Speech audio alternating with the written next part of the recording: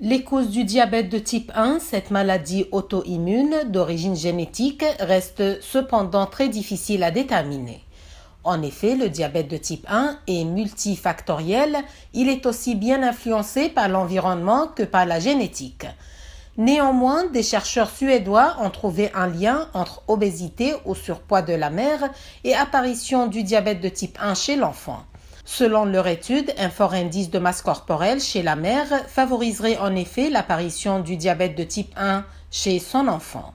Au vu de l'épidémie d'obésité qui progresse, nos résultats soulignent l'importance du travail de prévention pour réduire le surpoids et l'obésité chez les femmes en âge de procréer en tant que moyen de faire baisser l'indice du diabète de type 1, affirment les auteurs de cette étude. Pour arriver à cette conclusion, les chercheurs ont analysé les IMC des mères de 16 179 enfants, dont 3 231 qui présentent un diabète de type 1. Résultat, l'obésité maternelle en début de grossesse augmenterait d'environ 20% le risque de diabète de type 1 chez les enfants de mères non diabétiques. Les mères ont été classées en 4 groupes d'IMC: sous-poids, moins de 18,5, poids normal entre 18,5 et 24,9, surpoids entre 25 et 29,9 et obésité plus de 30.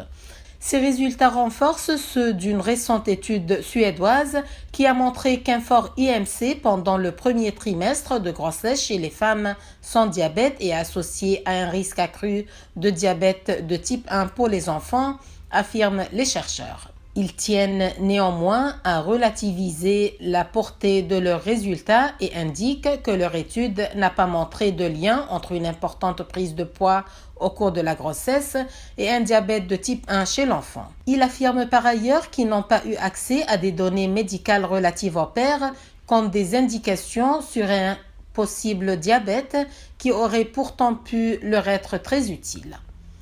Le diabète de type 1 est l'une des maladies chroniques les plus répandues chez les enfants et les jeunes adultes. Depuis les années 1980, son incidence à travers le monde a augmenté de 3% chaque année et la maladie affecte plus de 500 000 enfants. Après la Finlande, la Suède a le plus fort taux d'incidence de diabète de type 1. Seuls 2% des enfants diabétiques suédois présentent un diabète de type 2.